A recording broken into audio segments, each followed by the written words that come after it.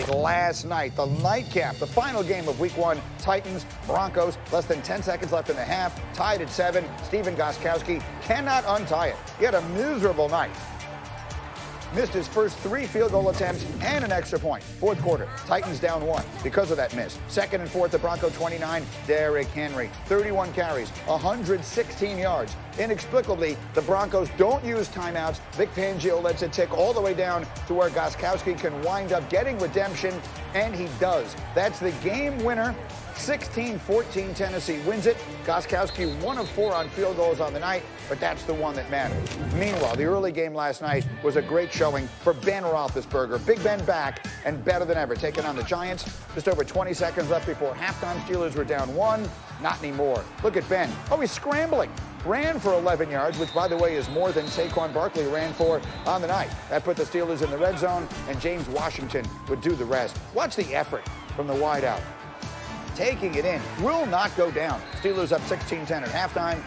More from Big Ben in that offense in the second half. They're up 19-10 now. Fourth quarter, Juju Smith-Schuster. It's his second touchdown of the game. Big Ben threw 3, passed for 229 yards in his return. Looked mighty comfortable as the Steelers open up with a win on the road, 26-16. And I see a happy man on your screen right now, because joining Swagoo and me is the one and only Stephen A. Smith. They're a half an hour away from First Take. And if you know Stephen A., you know he is a member of Steeler Nation, probably has the terrible towel ready for the show today. So I asked this question earlier, Stephen A., and I'll ask it to you. A lot of talk about Baltimore, a lot of talk about Kansas City. Should we be talking about a big 3 in the AFC and Pittsburgh being part of it?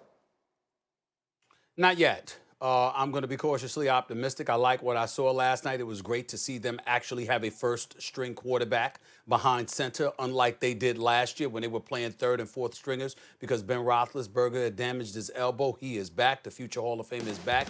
That is a plus for Juju Smith-Schuster. It's a plus for James Washington. It's a plus for all parties involved. But nevertheless, let's take into account who they were playing against. The level of competition does matter. I love this kid, Darius Slayton, the chemistry that him and Daniel Jones seem to have. But in fairness to Daniel Jones, the bottom line is this. He has never had Slayton with Sterling Shepard, with Golden Tate, with Evan Ingram.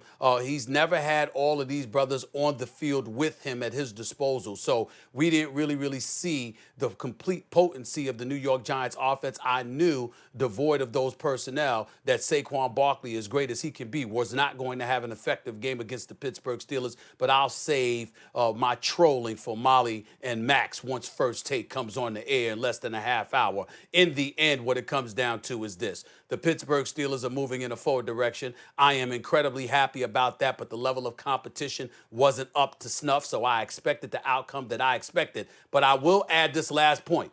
They were damn sure better than those Cowboys.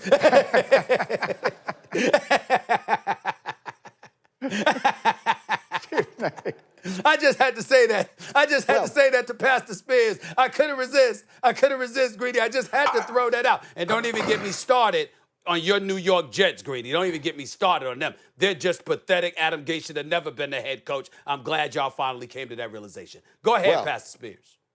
I was actually going. Go ahead, Marcus. I really thought we was just going to stay on the Steelers. We was going, I thought he was going to say they can compete. I think they can with the defense. And then he had to throw the shot at the Cowboys, who actually played a team that's really good and in the conversation to win a division. But I'm going to leave it at that because, look, I said it a couple of days ago. I've been fighting this battle, and now he finally got Big Ben back, and he knows Big Ben is a better quarterback than what we have right now because of his credentials and what he's done in the league. So he going to muster up this. He going to play this card, talking about they ain't play nobody, and we got to keep it in perspective so he can set up with the boom. I know how Stephen A. play this game. He's waiting for the Cowboys to have a terrible moment and for the Steelers to get into the playoffs and have success so he can double down on all this Cowboy hate. I ain't falling. I done got smarter. He's smarting me up, G. He the one that has made me hip to what his plan is. I can see 16 weeks from now what he's trying to set up and do. I'm going to be humble. I ain't going to be braggadocious. I'm going to talk about the Steelers in a very unique way. I'm going to make sure I continue to build them up and say, I got to see this and I got to see that for them to be better. And then he going to talk about the Cowboys. And when they have good moments, he going to give them credit. And when the bad moments come, he going to do his little opening where he sing how about the Cowboys and how bad they are. And then he going to end it with his Christmas gift, like he always say, with the Cowboys doing bad. I'm not falling for it. I'm riding with my boys. I think they're going to be better. I think they're going to be a good team. So I'm going to stay chill because I know what Stephen A. setting up for. Go ahead, Stephen A. Greeny, do you see what's going on here? We have a former member of the Cowboys who sounds very, very nervous in week one. You see what I'm saying here? He understands what's coming. He understands that Thanksgiving is going to be a little bit compromised. He understands Christmas. Lord have mercy. It's going to be awful. We get where we come from. I mean, we're talking about a Dallas Cowboy that's on national television. Now, I just finished watching Marcus Spears on the air talking about the New York Jets. I think that's what he was talking about. I'm sorry, he was talking about Aaron Donald. You know, the people that go against him, they pay their bills, they work out, they do this, they do that too. What's the problem? Can't they do their job? He was all boastful and bold and sticking out his big chest and all of this other stuff. But then it comes to the Cowboys, Greedy, and what is he doing? Well, I know what Stephen A's doing. He just wants to play the game. And then after that, he just wants to wait until week 16. You see? You see what I'm talking about? Because Marcus Spears has learned what I've known for decades. And that is what can go wrong will go wrong. They will fall yet again. You see Jason Garrett last night as the offensive coordinator, Greeny and Marcus. Yes, did you see sure. it? He actually looked like he knew what he was doing, calling them damn plays. He didn't know it when he was the head coach. But now that he's the offensive coordinator with no pressure, suddenly Jason Garrett looks like he belongs in the NFL. Go figure. Let me move to one other thing quick. Go ahead. Yeah, let me put one other thing quickly while I have you guys here. Stephen A., it's been a long time since I think you were able to say, with true relish and conviction, your favorite thing to say about Aaron Rodgers. But it looked like he was back in every way on Sunday. What was your takeaway from what we saw from Aaron Rodgers in Minnesota Sunday? What my take always is, he's a bad man. Whoa! This brother's something special. Of course, that's what I was going to say. And it wasn't his fault that wasn't the case last year. Had a new head coach. They were prioritizing defense and getting everybody acclimated to the new system. The brother only threw four interceptions to his 26 touchdowns, still threw over 4,000 yards, still proved to be one of the baddest brothers at the quarterback position that we've ever seen. And what does the Green Bay Packers do? Knowing that they're 13-3 in an NFC championship game, just a heartbeat away from another Super Bowl berth. Instead of getting this brother help and buffering their offense, what do?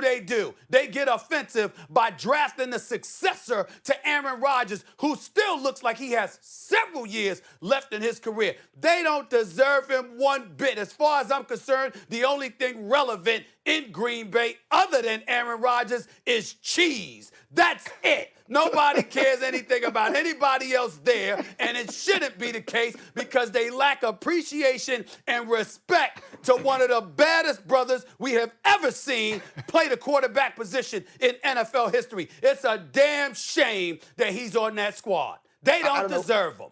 I don't know why that struck me as so funny, but it was incredibly funny. All right, Marcus, very quickly, if I could turn it to you on the Aaron Rodgers subject. So this was a weekend, we talked a lot about the best teams in the AFC. This was a weekend that we did not see coming in the NFC. San Francisco lost, Tampa lost, Minnesota lost, the Eagles lost, the Cowboys lost. Who's the best team there through week one? Who's the team you have your eye on in the NFC right now? Who looks like the best team to you? The Seattle Seahawks, Russell Wilson, that supporting cast. And oh my goodness, if Josh Gordon come back and stay for an entire season with him, DK Metcalf, Tyler Lockett, Carson, the way them dudes playing defensively. Did you see Jamal Adams and what he added to that defense? It's a complete team with a quarterback who has never got an MVP vote. Again, Russell Wilson has never gotten an MVP vote. But we saw Sunday how good he is, as we've been seeing for majority of his career at this point. If I had to put my finger on it right now, and you asked me the NFC team that was the most impressive, that has a guy that you feel confident with enough that can win a Super Bowl, it's the Seattle Seahawks. And what they did on defense with Jamal Adams really took it over the boat. I got them going to Tampa in February, G. Stephen A., final thought. You see what I'm saying? See what I'm saying, Greeny? See what I'm saying? See how bold he sounds in his delivery and his presentation when it comes to the Seahawks. We didn't hear that when he was just talking about the Cowboys. We saw Pastor Spears go like this. Well, you know, he's just trying to set me up. But now he's sticking out his chest. And oh, by the way, your argument, hey, Spears, your argument was very profound. Let me tell you, you was absolutely right, and your argument was very profound about the Seattle Seahawks until one thing. Why are you bringing up Josh Gordon? Come on. We don't want to be cruel. We wish him nothing but the best. But come on. Stephen A., don't do it. If they get Josh Gordon. Do it. You know how many years people have been saying, if we got Josh Gordon, stop. We just got to let that go. Him. We wish him nothing but the best. Him. We hope that he comes back. But you can't depend on him. You can't do that. I am going to jump in. Stop it. That's logical. But I said but. But was the requisite word in that whole situation. Why you got to mention but? If he's for available, what? How about not mentioning him at all? They got enough without him. I need to to mention him for. Let it go. I'll see you in a minute. We will leave it there. Stephen A. First Take 19 minutes away. You think I'm running? He will be having fun at the expense of Max and Molly, the Giant fans. And I will run along here on Get Up as we continue. And a reminder that tonight on ESPN, our NBA doubleheader begins at 6 Eastern with NBA Countdown taking you up to Game 1 of the East Final between the Heat and Celtics. That's followed at 9 Eastern by Game 7 of the Nuggets and Clippers. All the action's on ESPN and on the ESPN app. Okay, Week 1 is in the books with all that happened in the offseason, with Bill Belichick the biggest winner and his former quarterback the biggest loser. We'll talk about that and more. And Sneaky Hembo is calling out Graziano this morning. Here's the question. Which NFL head coach has the longest active win streak in season openers? That's the question. The answer's next. Watch and Get Up.